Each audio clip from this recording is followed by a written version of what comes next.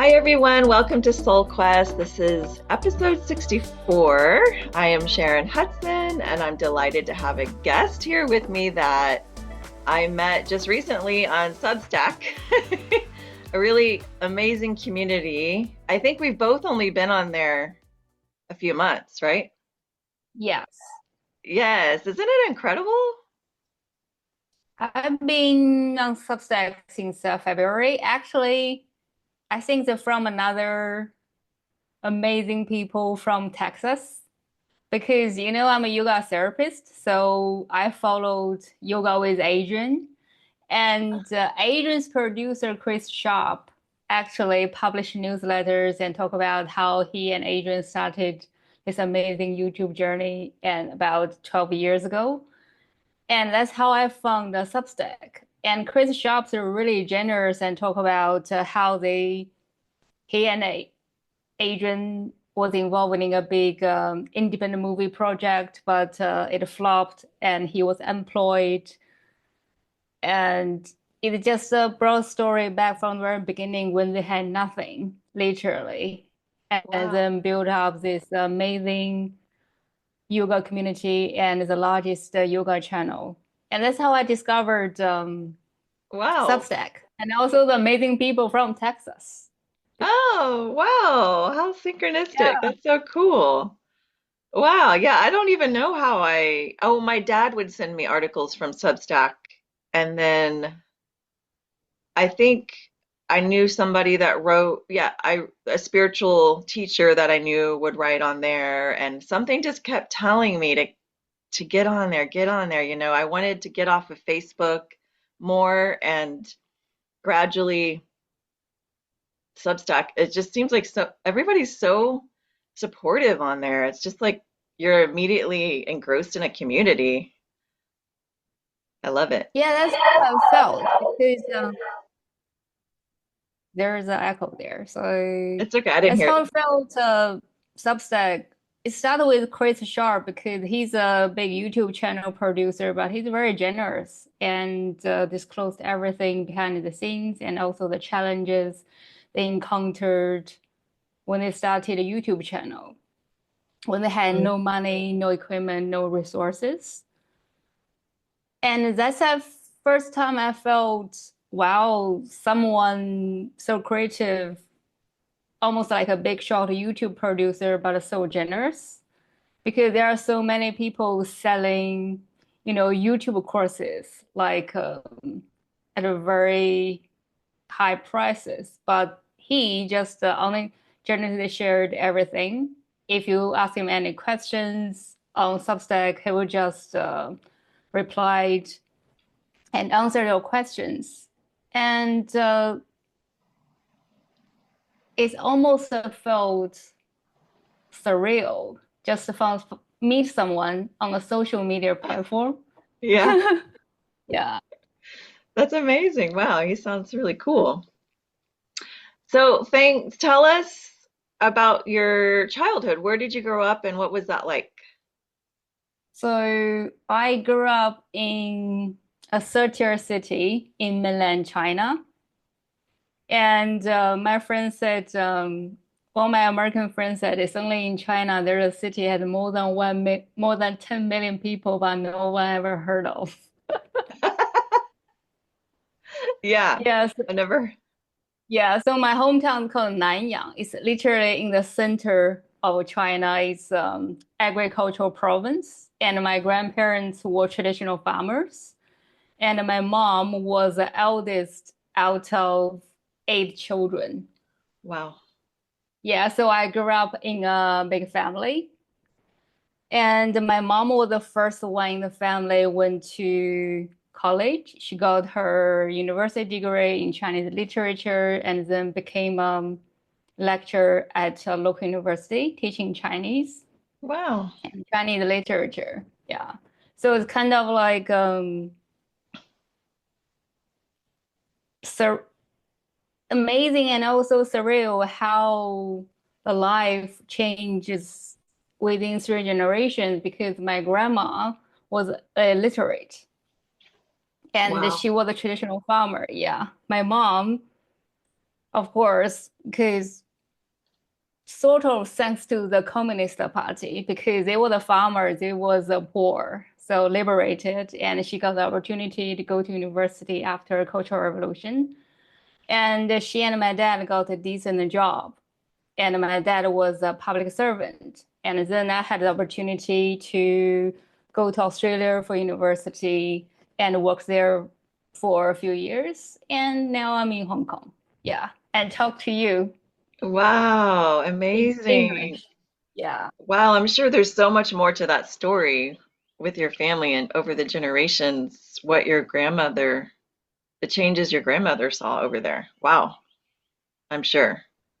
So I have so many questions about just the culture and the whole Qigong movement over there too. But Yeah. let me just start with how did you end up in the Qigong world? I mean, is it like all over the place over there? I mean, because that's where it started in China, right? Yes. This is interesting because I started Qigong only last year, actually Okay. with an American teacher. He live in Chicago. Interesting. Because when I was a kid, like in the 90s, Qigong was had like a fancy period in the 90s. Like everyone was practicing Qigong. Okay. And even my mom, I remembered she was practicing Qigong and the whole neighborhood was practicing Qigong. But then this kind of like a Chinese mentality, like Mhm. once it becomes fancy, there will be something cultish incident happens. Right. Yeah. And then the Communist Party would be afraid, okay, like everyone's pressing Qigong, and there'll be some like cult leader and threatening their power. And also because China has been through a lot of like political wars, like political wars, yeah, over the Mhm. last in the first half of 20th century. From Cultural Revolution and then the Tiananmen Square incident. And I think the Communist Party back then, looking back, of course, I didn't know anything about it when I was a Right. kid. I think they were afraid there will be some social unrest. They just, yeah, because everyone pressing Qigong was kind of like easily turn into something political. Yeah. So they kind of like nip it in the bud. Hmm. Yeah. Yeah. That's what when I learn about the history and I think about the period of time that you were not allowed to practice it or you would go to jail, right? Yeah. And then when I was in high school, I practiced Tai Chi with my PE teacher. Mm. It's sort of like, physical education. But when you were eight, when you were a teenager, 16, 17, your energy is so Yeah. restless. It's really hard. I have the intention to understand the wisdom of the martial arts of Tai Chi, but it's just your physical energy, your body and mind is not in that condition Totally. to receive that energy because it's going everywhere. Tai Chi and Qigong require just requires age and experience for you to understand. Yeah. And that makes sense why so many older people do it. It Yeah. seems like it's usually real like 50s, 60s at least, that are doing it. And so, yeah, I mean, I started when I mean, I'm 48, so 43, maybe? I don't know. Yeah, I've I'm been doing it I'm for 40 about 4 I'm years. 40 next week. So I think about the age, you become a little bit wiser. Yeah, yeah. Yeah. Yeah, the 40s are really amazing. So it looks like you kind of got there early. Awesome. So interesting. So fascinating. And then did the sleep, how did the Because sleep? I started yoga therapy a few years ago, and I started to have like I focus on yoga therapy for women's well-being from the perimenopause to menopause. Mhm. And I find actually, because for women going through middle age with the hormonal changes, everyone's so different. You can have, Yeah, for example, for Caucasian women, hot flashes was more common for Caucasians than Asians. I've heard that. And for Chinese and Japanese, actually, for Japanese, I did a workshop with a Japanese lady. They told I was quite surprised how flashes were not their most common symptoms. They experienced more chilliness, the opposite of hot flashes. Interesting. Yeah, I know, and I think partly because of diet. Hmm. And for Chinese, there'll be more joint pain and memory loss. So Hmm. I find okay, there's no one recipe fits all for all women going through menopause because everyone's so different. But quite often I find they can't sleep well. And if you can sleep well, I think it just makes the whole transition much easier. That's Yeah, why I focus slowly more on the sleep stuff. Yeah. I think that's so important. I have struggled with sleep my whole life, but see, when I say struggled, it wasn't a struggle. It was me thinking, and you've posted some things that are helpful in validating this. It was me thinking that, oh, I'm not getting enough sleep because I've been told I need to get, 8 hours of sleep, and I'm only getting 5 hours of sleep. So I'm not getting enough sleep. And so it just twirls around in my head like, oh my gosh, I'm not getting enough sleep. And it makes it worse. Yes, I'm fine. Because in Chinese medicine, sleep is the first step toward health. And I think everything just brought me to the sleep. My first client as a yoga therapist was a friend. She's been through depression since high school for almost 20 years, going through psychotherapy and taking antidepressant drugs. Mm, And she just felt one day at the session talking about her stories with her new therapist, she felt I'm done with this. I didn't want to take any antidepressant drugs anymore. She wanted to try something different. And from her story, she said because she couldn't sleep well since she was a kid. I think she's more on the night owl side, like get active in the evening. But mhm. her parents were busy and they get very upset if she refused to sleep. So they're gonna yell at her, or sometimes, you know, Chinese parents going a little bit physical punishment. And for her, her relationship with sleep just going very become a struggle. And she gonna start playing video games and tired herself into sleep. So from the very beginning, she has a very traumatic experience with sleep. Mhm. And because in Chinese medicine, if you didn't sleep well, you're yin because you practice Qigong. Sleep give you the yin energy, the nourishment. And so she didn't get the yin and of course affect her daytime. She didn't have the energy to study, to work, Mhm. and that become a vicious cycle. Yeah. Yeah. Yeah, and I mean, I think uh, over here in the States, I feel like there's so many people sleep deprived.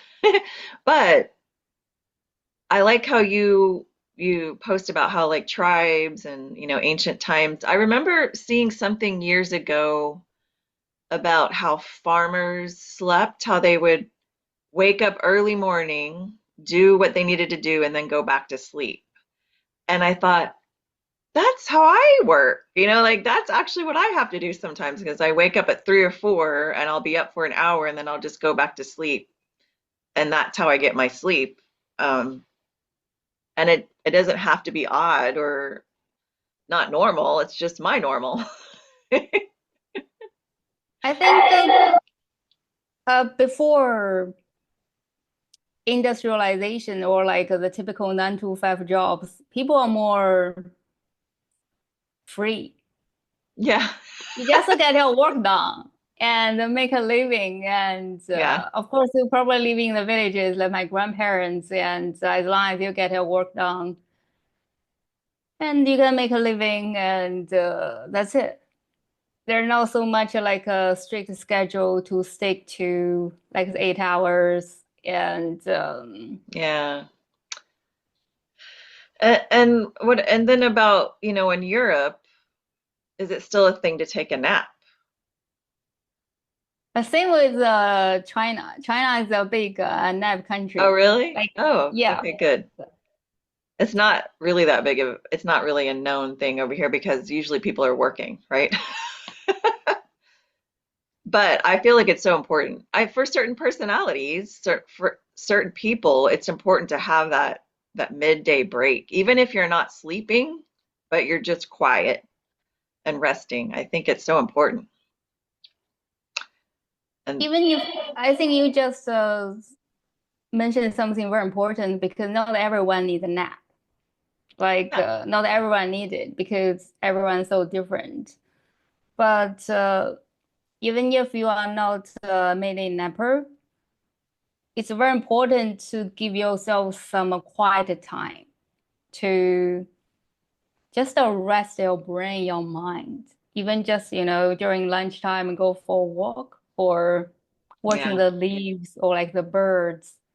Because modern lifestyle is very, because we're still living a body like the same with our ancestors. yeah, We're not used to, our brain is not adapted to so many stimulations. Like we're always on the screen, on the phone, and on the computer. We're always on hmm because many people thought I can't sleep well is because my there are so many tricks, tips about sleep hygiene to get the right environment, right temperature, but also the night is just a continuation of the daytime. It's very important to have some rest during daytime too. It just give you your brain off. yeah. That's so important. What would you say is the biggest thing, the most important thing when it comes to getting deep sleep? I find it's just give yourself some time to be quiet and still during day and also before you go to bed. Just think about your brain's like a computer. If you turn it on 8 hours straight, it's gonna Yeah, be overheated. totally. Yeah. I don't know. Yeah, it's just it can be such a big change for some people that like to keep themselves busy, right? So that they don't have to feel things or deal with maybe emotional turmoil inside them too. So, but I think I totally agree with you that sleep is one of the most important things for your mental health for sure. But also understanding that um, you're everybody's made differently and the way they sleep is going to be different, you know? Yeah, because the modern lifestyle is designed for majority. Like Hmm. if your natural sleep pattern is wake up before 8 o'clock, that's probably best suitable for the modern lifestyle. Yeah. And I told my friends because naturally I'm an early riser, like get up around 6. But in modern society, people like me are considered hardworking. You are the one you are so hardworking and get up early. Yeah. If you get up after the sunrise, consider lazy or a lack of Mm. motivation. But if you're a night owl, I think now people are more aware of sort of more aware of different sleep patterns. And night owl needs more empathy from your coworkers, maybe families, and Yeah. also people have more scattered sleep patterns. Like some people just naturally they don't have that they can't sleep in 5 or 6 hours in one go. They probably take naps during the day whenever they can. Yeah. Do you know anything about human design? Yeah, Do you know what you are? yeah. Manifesting generator. Oh, okay, man, you're powerful. Um, see, so you have that built-in energy system. So I'm a manifester, and it's hard for me. Apparently, I am not really supposed to be sleeping around generators or manifesting generators because I can absorb too much of their energy and it could keep me up. Um, but I think in general, yeah, it's important that I sleep alone most of the time because I'll get more of a rest, And unfortunately. also thinking of that, actually in like hunter-gatherers, I haven't looked into since when couples slept in the same bed. Oh, that would be interesting. Yeah, because from my research, the hunter-gatherers first, the couple, most of them are still monogamy. They don't sleep together, or they have their physical intimate activities Yeah, out of their cave. Because first, interesting. because first they live together Yeah, in a tribe. Physical intimate activity doing together first kind of like yeah, embarrassing. yeah. And second, for a male perspective, it's gonna be a potential source of competition and also Mhm. jealousy. So hunter-gatherers don't really take their sleep place as Mm. a place for intimate activity. So they do it separately, maybe in the woods or somewhere private. Interesting. I never thought about that. Wow. Wow, very interesting. Um, yeah, there's so much that is built into our DNA that we're not aware of from our ancestors, right? Yeah. And that is something I probably gonna dig into it along the way because when I read it last week, when I read my newsletter, I was like, wow, this is so interesting. So since when we are forced to sleep in the same bed Yeah, together? I know. Yeah, no, when I was married at one time and I we couldn't sleep in the same room. At a certain point it got to a point where he was snoring or I was snoring and it just like it just didn't work. So I slept in a separate room Because for that's what I a long like. time. That's what I like about human design. Because one part is specifically mentioned like whether you should sleep alone Yeah. or it's better you. Yeah. Yeah. And it makes sense. I mean, from how I feel, I do sleep better alone, but I mean, I feel like that would be, I don't know. Some people like to be, close and cuddly, but I just can't. I have to be free. I have to feel space around me, or I don't sleep very deeply. So, Yeah, I'm the same. So I find I lived with someone for a few years while I was in Melbourne. Of course, when you are separated, you were accustomed to a habit. mm, And I find first it takes time to get used to sleep with someone in the same bed, yeah, even if you are not that your energy is not that battling. yeah, But still, I find I prefer sleep in the same bed. Mm-hmm. But after you separated, you share the same energy field for a couple of years. When another Yeah. person moved out, it's kind of like get used to your own field, Yeah. even though you know this is good for you. Right. Yeah. That's an interesting period after a relationship ends like that. Um, it's like tearing away a comfort zone, but also excitement of leaving your comfort zone, right? Yeah. Well, this has been such a great conversation. What's the one thing you do every day that helps you stay grounded and balanced? The most important Practice thing. Qigong. Yeah, Yeah. I I love it. think that's my daily medication, natural medication. I find Yeah. it's just so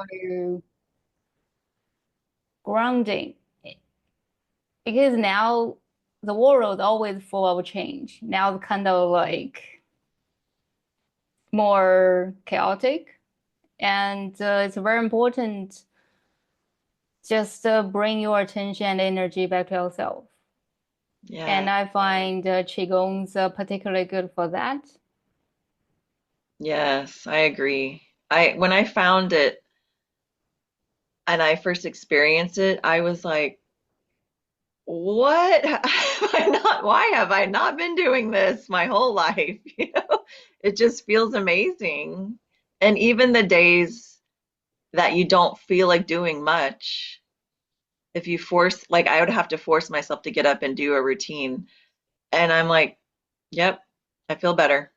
You know, it's just even just a little bit, you know, even just a few minutes can just make a big difference of just body movement or tapping or breathing exercises. It's like a bunch of tools in one. And all of these tools are modern tools too, you know, like the EFT tapping. I mean, it all came from Yeah. ancient times.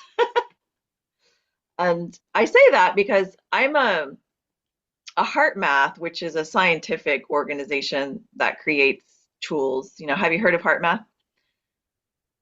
They study the So it's heart like brain connection, and you know, they scientifically prove that the heart is the center of emotions and all that. And whenever I teach that, I say, but ancient wisdom knew this already. You know, this isn't new. This is from ancient times, and people have been doing this for thousands and thousands of years. And then now all this modern stuff comes out, you know, that, but it's really from, you know, long time ago.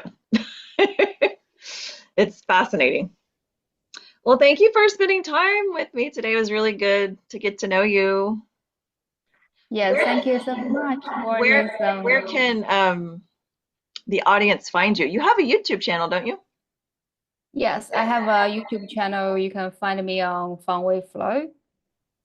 I think I found it, so I can link it here because I play this on YouTube. So, and then you're on Substack. Yes, I'm on Substack. It's a wonderful community. Yeah, you Yes. can find both Share and me on Substack.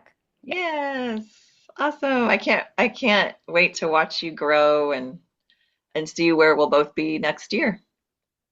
Yes, exactly. Maybe we'll do another podcast next year. Yes, that would be good to catch up and see how we've changed. I mean, this will be, I have a feeling the rest, I mean, we're almost halfway through the year. Oh my gosh. I know. It will be, I feel like there's big changes going on.